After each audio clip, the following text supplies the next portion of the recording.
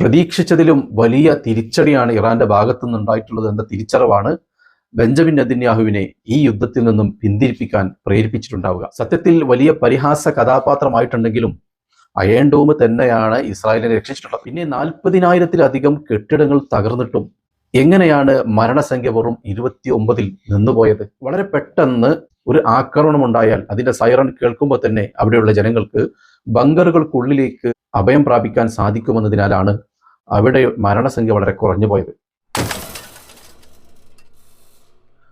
Iran Israel യുദ്ധം അവസാനിച്ചതോടെ വലിയൊരു പ്രതിസന്ധിയിൽ നിന്നാണ് നമ്മളെല്ലാവരും രക്ഷപ്പെട്ടിട്ടുള്ളത്.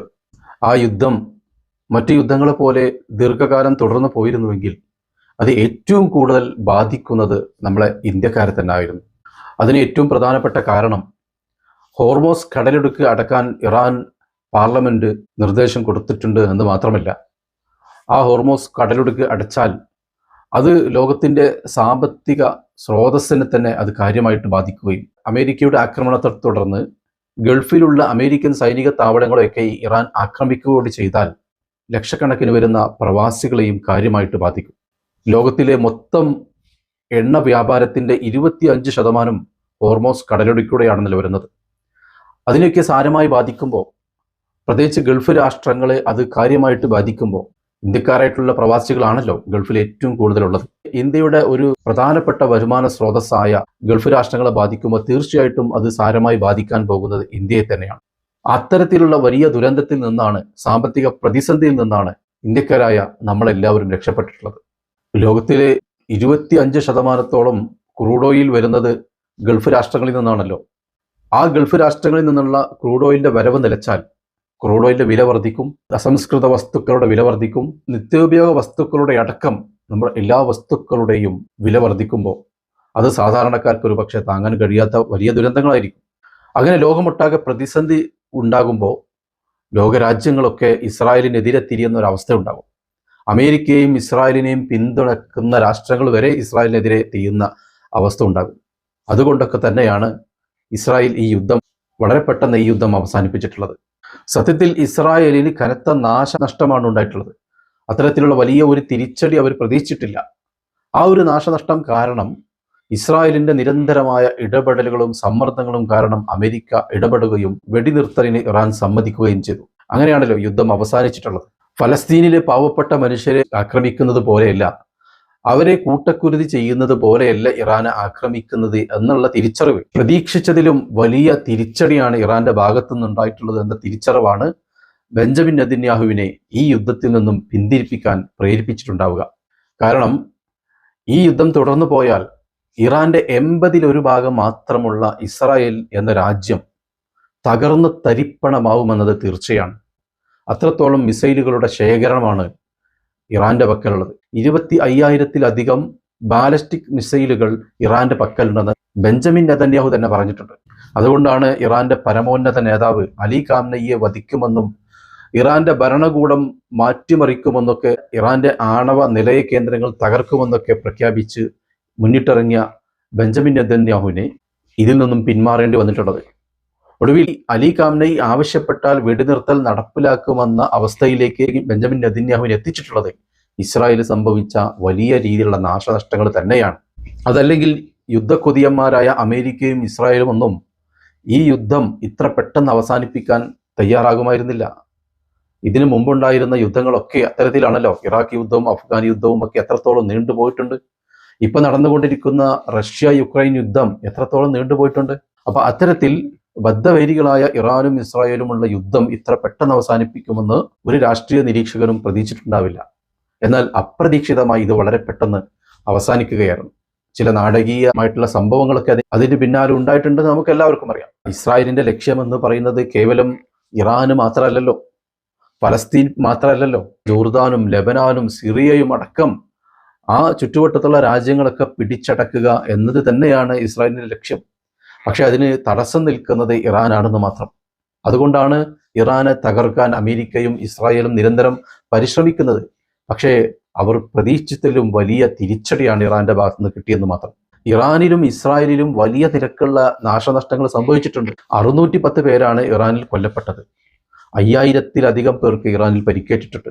എന്നാൽ കേവലം 29 പേരാണ് ഇസ്രായേൽ കൊല്ലപ്പെട്ടിട്ടുള്ളതെന്ന് ഇസ്രായേൽ ഭരണകൂടം അറിയിച്ചിട്ടുള്ളത്. 3250 ആളുകൾക്ക് അവിടെ പരിക്കേറ്റിട്ടുണ്ട്. ഇസ്രായേൽ കൃത്യമായിട്ടുള്ള കണക്ക് പുറത്തു വിടുന്നില്ല എന്നുള്ളത് നമുക്ക് എല്ലാവർക്കും അറിയുന്ന കാര്യമാണ്. അവിടുത്തെ യഥാർത്ഥ കണക്ക് പുറത്തു വരുമ്പോൾ വലിയ രീതിയിലുള്ള കണക്കുകൾ തന്നെയായിരിക്കും. ഇപ്പോൾ പല വാർത്താ ഏജൻസികളും അവിടുത്തെ നാശനഷ്ടങ്ങളുടെ കണക്കുകൾ പുറത്തുവിടുന്നുണ്ട്. ഇറാന്റെ മിസൈൽ ആക്രമണം ഇസ്രായേൽ ജനതയുടെ ജീവിതം ആകെ താറുമാറാക്കിയിട്ടുണ്ടെന്നാണ് പുറത്തു വരുന്ന റിപ്പോർട്ടുകൾ. 40,000-ലധികം കെട്ടിടങ്ങളാണ് ഇസ്രായേൽ തകർന്ന് തരിപ്പണമായത്. അതിൽ ടെൽ അവീവിലെ അവരുടെ സൈനിക ആസ്ഥാനം പെടും. അതുപോലെ തന്നെ ഇസ്രായേലിലെ ഏറ്റവും വലിയ സയൻസ് റിസർച്ച് സെന്ററായ വെയ്സ്മാൻ ഇൻസ്റ്റിറ്റ്യൂട്ട് പെടും. അതേപോലെ ഹൈഫയിലെ എണ്ണ ശുചീകരണ കേന്ദ്രങ്ങൾ തകർന്നിട്ടുണ്ട്. നിരവധി ഹോസ്പിറ്റലുകളും സ്കൂളുകളും സർക്കാർ സ്ഥാപനങ്ങളും ഒക്കെ തകർന്ന് തരിപ്പണമായിട്ടുണ്ട്. 550 ബാലസ്റ്റിക് മിസൈലുകളും 1000-ലധികം ഡ്രോണുകളുമാണ് ഇറാൻ ഇസ്രായേലിലേക്ക് അയച്ചത്. പക്ഷെ അതിൽ കേവലം 10% മാത്രമാണ് ഇസ്രായേലിൽ പതിച്ചിട്ടുള്ളത്. ബാക്കിയുള്ളതൊക്കെ അയൺ ഡോം ഉപയോഗിച്ച് തകർത്തിട്ടുണ്ട്. ഈ 10% മിസൈലുകളും ഡ്രോണുകളും ഉപയോഗിച്ച് ഇത്രത്തോളം വലിയ നാശനഷ്ടം ഇസ്രായേൽ സംഭവിച്ചിട്ടുണ്ടെങ്കിൽ ബെഞ്ചമിൻ നെതന്യാഹു വിശ്വസിക്കുന്നത് പോലെ 25,000-ലധികം മിസൈൽ ശേഖരമുള്ള ഇറാൻ അവരുടെ ആയുധങ്ങൾ മുഴുവൻ അല്ലെങ്കിൽ 50%-ലധികം പുറത്തെടുത്തിട്ടുണ്ടെങ്കിൽ എന്താകുമായിരിക്കും ഇസ്രായേലിൻ്റെ അവസ്ഥ? ഇസ്രായേൽ എന്ന കൊച്ചു രാജ്യം തകർന്ന് തരിപ്പണമായനെ. ഇത് തിരിച്ചറിഞ്ഞത് കൊണ്ടാണ് വളരെ പെട്ടെന്ന് വെടിനിർത്തൽ നടപ്പാക്കിയില്ലെങ്കിൽ തങ്ങളുടെ രാജ്യമില്ലാതാവുമെന്ന് ഇസ്രായേൽ ചിന്തിച്ചതും അമേരിക്കയുടെ മേൽ സമ്മർദ്ദം ചെലുത്തി ഈ വെടിനിർത്തലിന് മുന്നിട്ടിറങ്ങാൻ പ്രേരിപ്പിച്ചതും. സത്യത്തിൽ വലിയ പരിഹാസ കഥാപാത്രമായിട്ടുണ്ടെങ്കിലും അയൺ ഡോം തന്നെയാണ് ഇസ്രായേലിനെ രക്ഷിച്ചിട്ടുള്ളത്.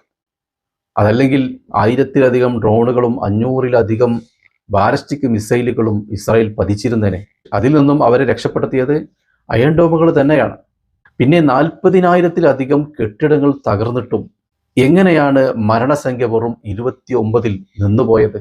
ഇറാന്റെ അത്രയും മരണസംഖ്യ ഇസ്രായേലിൽ ഇല്ല എന്നുള്ളത് വസ്തുതയാണ്. അതിന് കാരണം അവിടെയുള്ള ബങ്കറുകളാണ്. ഇസ്രായേൽ എന്ന രാജ്യത്ത് എല്ലായിടത്തും ബങ്കറുകൾ സ്ഥാപിച്ചിട്ടുണ്ട്. ബങ്കറുകൾ എന്ന് പറയുന്നത് ചെറിയ മിസൈൽ ആക്രമണങ്ങൾ, ബോംബാക്രമണങ്ങളിൽ നിന്നൊക്കെ രക്ഷപ്പെടാനുള്ള ബോംബ് ഷെൽട്ടറുകളാണ് ബങ്കറുകൾ. ഇസ്രായേൽ എല്ലായിടത്തും സ്കൂളുകളിൽ, മാർക്കറ്റുകളിൽ, സർക്കാർ സ്ഥാപനങ്ങളിൽ, എയർപോർട്ടുകളിൽ, റെയിൽവേ സ്റ്റേഷനുകളിൽ, മെട്രോ സ്റ്റേഷനുകളിലൊക്കെ ഈ ബങ്കറുകൾ ഉള്ളത് കൊണ്ട് തന്നെ വളരെ പെട്ടെന്ന് ഒരു ആക്രമണം ഉണ്ടായാൽ അതിൻ്റെ സൈറൺ കേൾക്കുമ്പോൾ തന്നെ അവിടെയുള്ള ജനങ്ങൾക്ക് ബങ്കറുകൾക്കുള്ളിലേക്ക് അഭയം പ്രാപിക്കാൻ സാധിക്കുമെന്നതിനാലാണ് അവിടെ മരണസംഖ്യ വളരെ കുറഞ്ഞു പോയത്. 90 സെക്കൻഡ് കൊണ്ട് പൊതുജനങ്ങൾക്ക് ബങ്കറുകൾക്കുള്ളിലേക്ക് എത്തുന്ന രീതിയിലാണ് എല്ലായിടത്തും ബങ്കറുകൾ സജ്ജീകരിച്ചിട്ടുള്ളത്. സൈറൺ കേട്ട് അവിടേക്ക് വരുന്ന മിസൈലുകൾ ഇസ്രായേൽ ജനതയുടെ മേൽ പതിക്കുന്നതിന് മുമ്പ് തന്നെ സുരക്ഷിതമായ സ്ഥലത്തെത്താൻ വേണ്ടിയിട്ടാണ് ഇത്രയും വലിയ സംവിധാനങ്ങൾ ഇസ്രായേൽ ഭരണകൂടം സ്ഥാപിച്ചിട്ടുള്ളത്.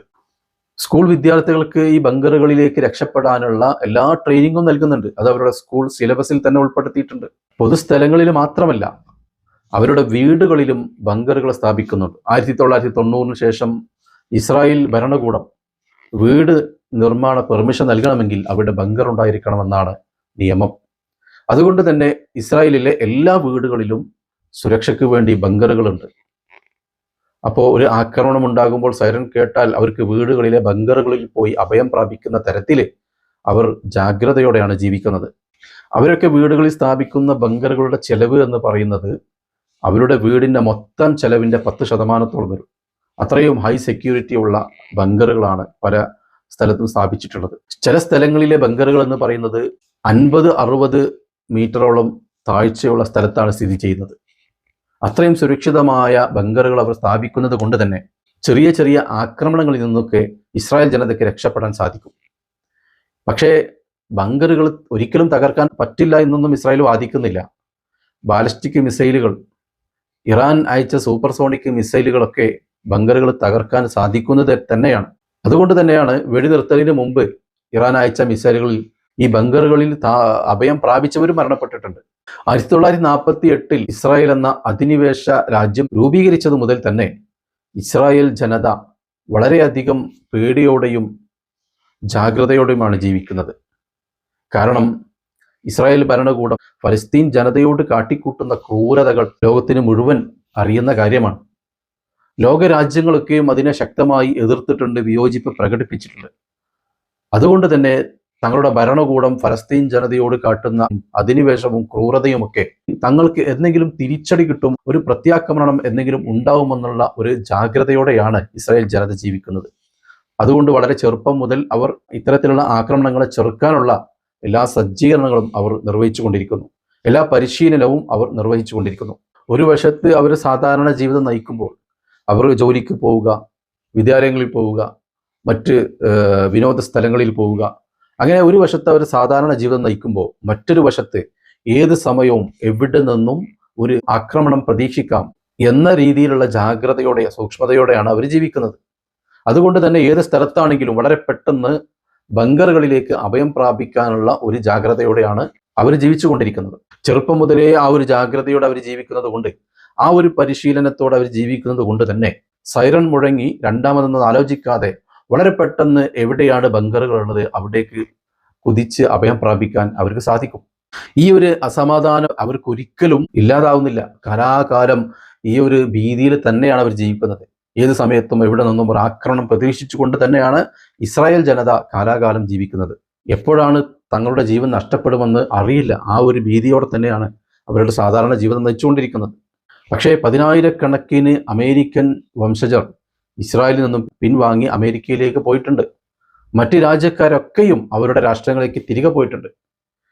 അവർ മാത്രമല്ല, ഇസ്രായേൽ ജനത തന്നെ തൊട്ടടുത്തുള്ള രാജ്യമായ സൈപ്രസിലേക്കും മറ്റ് അമേരിക്ക, യൂറോപ്പ് രാജ്യങ്ങളിലേക്കൊക്കെ കുടിയേറി പാർക്കുന്നുണ്ട്. കാരണം കാലാകാലവും ഈ ഒരു ഭീതിയോടെ ജീവിക്കുക എന്നത് അവർക്ക് ഉൾക്കൊള്ളാൻ കഴിയുന്നില്ല. അതുകൊണ്ട് തന്നെ നിരവധി ആളുകൾ മറ്റു രാജ്യങ്ങളിലേക്ക് കുടിയേറി പാർത്തുകൊണ്ടിരിക്കുന്നു.